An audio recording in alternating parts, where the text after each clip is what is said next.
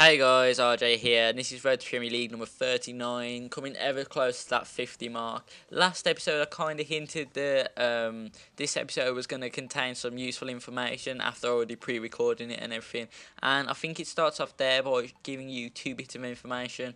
One, the transfer window is open, so apparently I should act quickly to gain people that I want. Secondly, Keith McCormack has gone up from an 81 to 91 rated. Potential predicted. He looks absolutely insane. Some of his stats, I think I just had a glance down. One of them was 46 to 90. He looks absolutely amazing. Excuse me, guys, for that. But yeah, with the transfer window open, I went on to Transfer List Bostwick, as I've been saying for so long that I planned on doing so.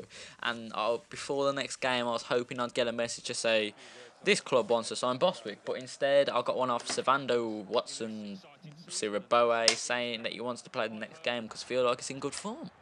So, with that information, I decided to play him against a Millwall team which we've come up against the past in League One, who have been quite a threatening team when we have played against them. The same happened here, where twice Keogh went through, and only on one occasion was Smith able to beat him to the ball and actually get us the save. But unfortunately, the second time it didn't happen, and unfortunately, we ended up conceding. But literally on the 45th minute, as the whistle was about to blow, Taylor scored there. I showed the replay because I couldn't quite see how he had scored. To be honest, he seemed to more through their players' legs to get the ball. But nevertheless, a goal's a goal. And from that goal, I really felt that we was going to go on to score another. As you see, Kanechi's in here, and to be honest, it's a real doubt that he was actually not going to score that chance. It seems ridiculous how he's in his scoring form, but he couldn't put that away. But we skip here to the 75th minute, where Fry skips back 2 or 3 players to plant that one in the top corner. It was a really quality finish from a really quality player, and we ended up picking up the win. Unfortunately, Siraboe's form did not continue in that game. There was a news thing saying his form did not continue. So for the next game, I chose to leave him out. He was on the bench, you see there, guys, but instead I brought in Vyman and put him on the left wing, which you don't usually play. But as you can see there, guys, in the 25th minute, we jump in to see him making an impact and hitting the crossbar.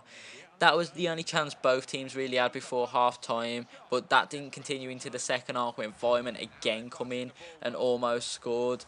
And from there, I really felt like we was going to go on to win this with all the chances we had, but it totally backfired when I made a stupid challenge with height and brought down their player just inside the box to then concede the penalty, which El Hadjouf decided to step up and take.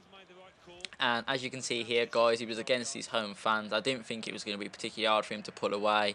I didn't even go the right way, but for some reason he absolutely made a complete mess of that, guys, and skied it.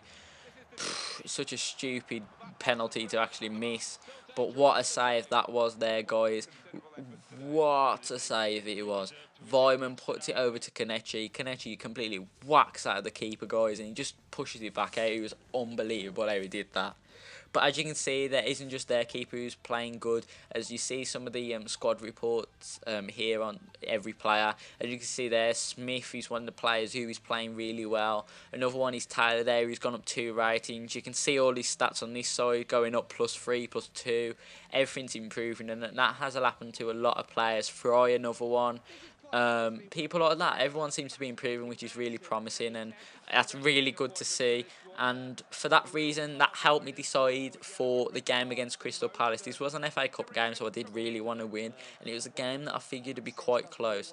So for that fact, I decided to play some decent players, rest some players for the cup, for the league even, instead of playing them in cup games and giving some other people chances. Nevertheless, though, Win here in the 22nd minute pulls off this amazing wonder goal to completely chip their keeper and just pull off such a quality goal. In the 45th minute, however, they went through with Scannell, I think that's pronounced, but luckily enough, Smith's there to save the day to give us the lead to go into extra time. So therefore, we had a 1-0 lead to go into extra time with the amazing goal from Win. I was hoping that goal would then go on to make us win. But nevertheless, they will come through here not too long after half time to score with Scannell. It was a bit of a scrappy goal to concede, but there wasn't really much I can do about that. And the next goal was pretty similar. They had one player running through, one player running at me. I decided to make the run at the player running at me. A wrong decision on my behalf. And they go through with Williams, who I believe they just brought on to then score to give them the lead. But the game was nevertheless not over, as Taylor goes in here in the 80th minute. I was like, when Taylor scores, Shrewsbury win. We have got this, lads. We know what we're doing. From that point, I felt like, come on, we've got this. I turned it up to ultra attacking. I was thinking, yes, let's go. And then literally from the kick-off of that goal, we conceded again to lose. Thanks for watching.